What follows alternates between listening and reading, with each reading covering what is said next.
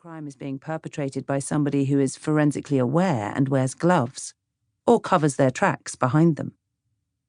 And neither is DNA evidence as omnipotent or omnipresent as many people think. There might be no trace at all of an offender left behind at a crime scene, no hair, blood, or semen, nor any other body fluids or tissues. So that building up a genetic profile of an assailant is just not possible.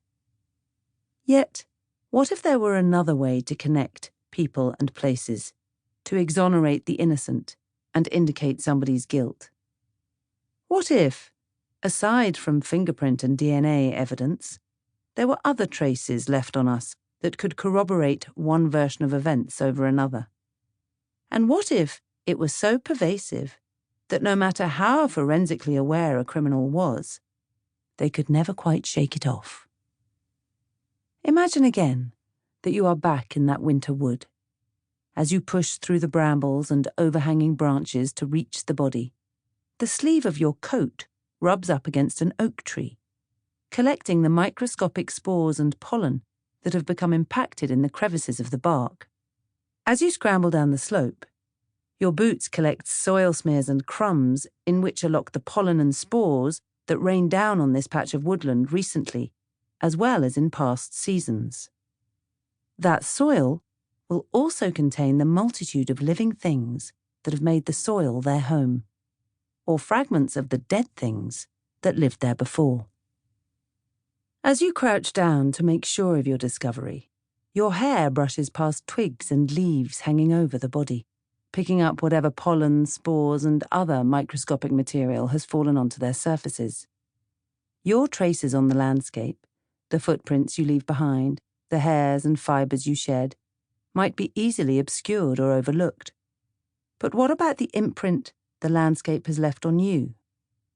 What if someone were able to retrieve and identify those microscopic traces and visualize that place, or another even further afield, from the imprint it has left on your body and clothes?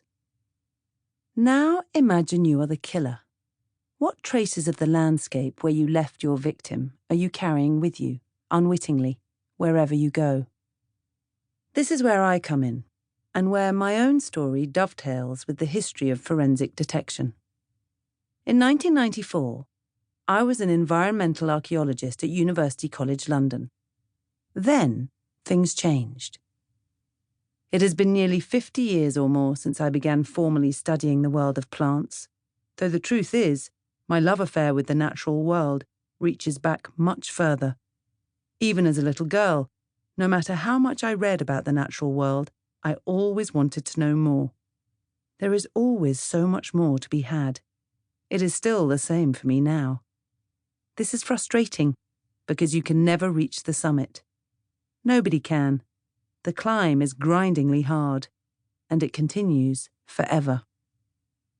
I have spent much of my working life hunched over a microscope, scanning sample after sample, trying to determine the mixtures of pollinomorphs, microscopic particles including pollen grains and fungal spores, that have been stained red, embedded in jelly, and spread upon my slides.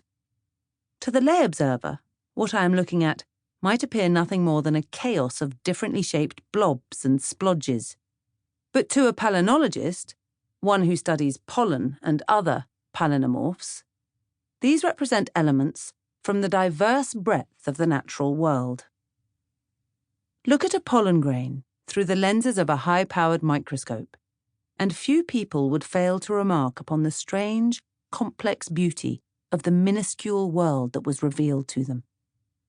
One pollen grain might be an orb pitted with tiny holes, while another may be shaped like a dumbbell, its wall perforated with gradations of apertures.